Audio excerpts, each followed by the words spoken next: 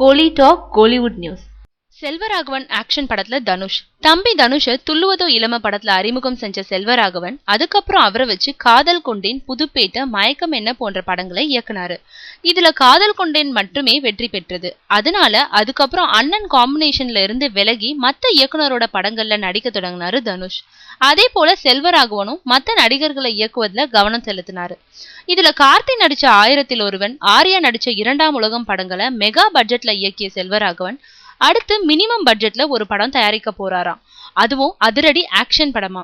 இந்த படத்துல நடிக்கும் ஹீரோ யாருன்றத பற்றி இன்னும் முடிவு செய்யலையாம்.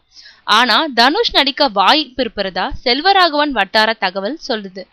தற்போது அநேகன், வேலையில்லா பட்டதாரி படங்கள்ல நடிச்சிட்டு இருக்கோம் தனுஷ். அதுக்கப்புறம் வெற்றிமாறன் இயக்கத்துல நடிச்சுக்கிட்டே அண்ணனோட படத்துல நடிப்பாருன்னு சொல்றாங்க.